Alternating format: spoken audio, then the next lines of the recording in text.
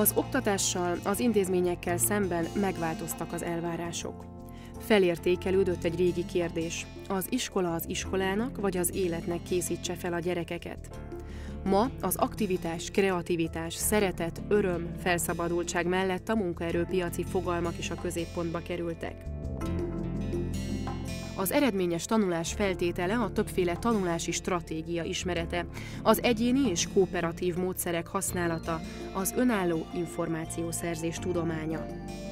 A kompetencia alapú oktatás olyan cél, amely átalakítja az iskoláról, a tanulásról, a tanításról való gondolkodást.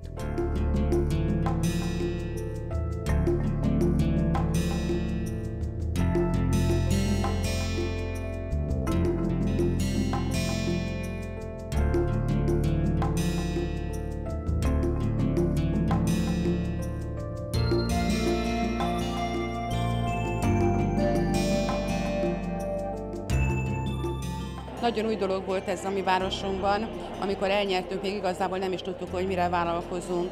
Ma már tudjuk pontosan, hogy miről szól a kompetencia alapú oktatás, és nyilván a hasznosítható tudásról, arról, hogy a gyakorlatban az elméleti tudást hogyan tudjuk hasznosítani. Erre készítettünk rá pedagógusokat, óvodapedagógusokat, tanítókat, tanárokat, az óvodától egészen a középiskoláig bezárólag. Nagyon sikeresek voltak a továbbképzéseink, és olyan hiányt, olyan űrt tudtunk bepótolni vele, ami eddig hiányzott a gyakorlatunkból. Rákészültünk a jövő iskolájára, a 21. század iskolájára, aminek pont az a lényege, hogy mindenki más, mindenki egy egyéniség, egy individualizált oktatás folyik ennek keretében. Másfajta módszerekkel egy másfajta pedagógus személyiség lesz a jövő oktatója.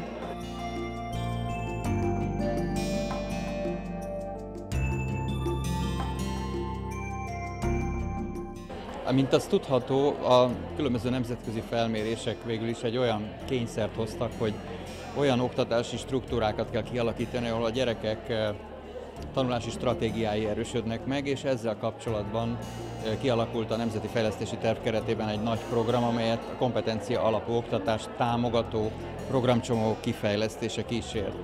Ez a program most a végéhez közeledik, 12 évfolyamon 6 kompetencia területen megvannak ezek a programok, azonban a legfontosabb az, hogy az osztálytermi alkalmazásuk hogyan lesz sikeres.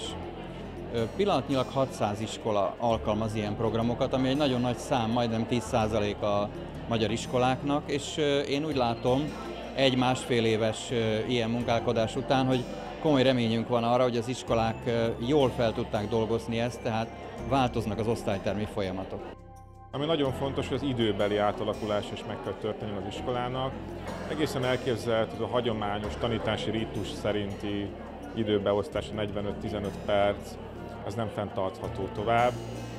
Egészen biztos, hogy a gyermekek érdeklődése és szükséglete fogja az iskola időbeosztását alapvetően meghatározni, és hát egy nagyon fontos szereplő végre, reményeink szerint a szülő szerephez jut abban, hiszen munkaerőpiacon létezik, és abból tud előteremteni, hogy valódi megrendelővé váljon az iskola idejének.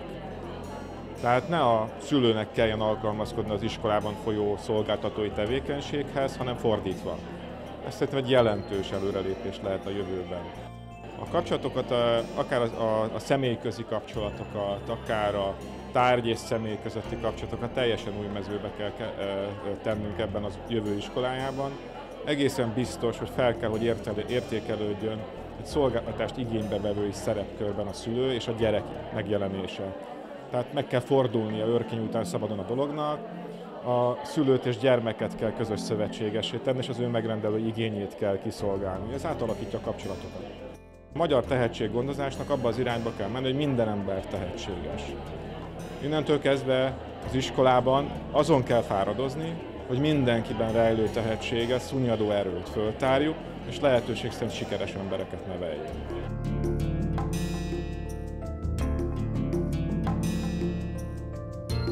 A zárókonferencián több mint 600 pedagógus vett részt, a nagy érdeklődés is jelzi, hogy mennyire fontos ma ez a téma. Szerencsésnek érezzük magunkat, hogy mi nyerhettük el ezt a lehetőséget, és mi voltunk azok, akik továbbadhattuk önöknek tapasztalatainkat. Köszönjük, hogy velünk tartottak!